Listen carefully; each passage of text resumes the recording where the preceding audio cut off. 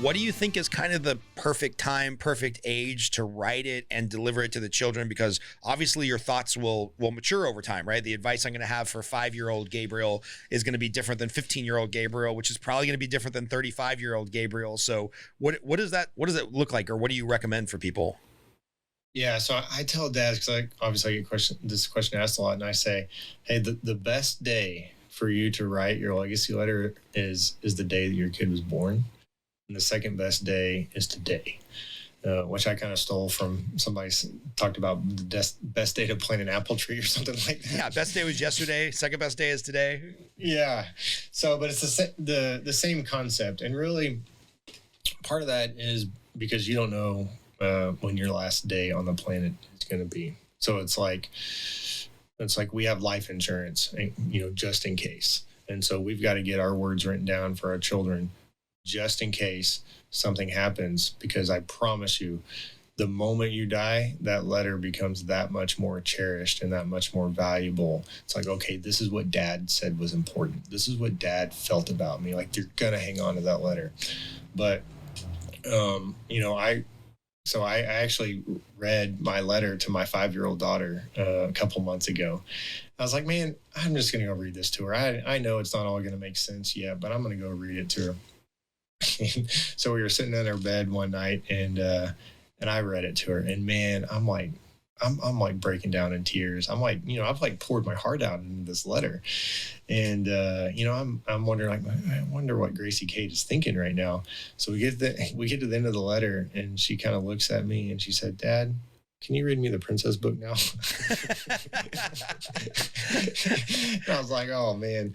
But then the next day, she went up to my wife. We were at the dinner table, and she said, "Last night, Daddy read me a special message, and I want him to read me that special message tonight." And we were like, "What is she talking about?" She's like, "Oh, the letter."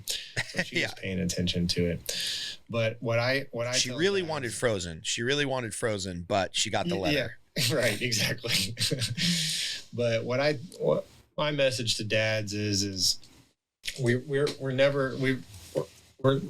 facing more competition than ever to get our voice into our children's life. Like, the most important thing our children need is our voice in their life. And we want to be the ones to shape their identity and tell them who they are, not the rest of the world. And, if you think about 100 years ago, 200 years ago, who were the voices that were in someone's life? You were like in some little farming community, and it was like you absolutely were only listening to like your family and maybe the other people, a few other people. And now children on average are spending between 7.5 to 9 hours a day on social media. And so wait, what? Did you hear me? Yeah, no, I heard you, but I don't think I heard you, because that sounds crazy.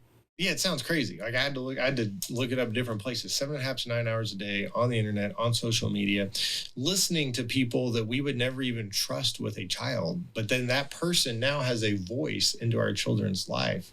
And so our children, like never before in history, have all these different people speaking. It's like, it's very noisy out there. And so I tell dads, I was like, man, our children need to hear us, and so we've got to do whatever it takes to get our voice to cut through all of that noise so that our children can hear us. And we got to go old school here. We're going to write a letter. It seems old school. It seems simple, but we've got to do what it takes to get our voice into our children's life. And I think writing a letter, is the best way. I mean, obviously, verbally speaking, saying it, but when you write it, it's very clear. Like, it's right here. They heard it. Sometimes you talk to people, and I don't know I know this happened to you, because it happens to everybody, and maybe with your wife or whoever. But it's like, wait, I told you that, and they're like, no, I didn't. You didn't say that. No, yes, I did tell you that. Right. It's like, well, when you write it out, like, man, it's written down. And so it's the same way with the letter. Like, you write it out, and it's there, and it's lasting. Yeah.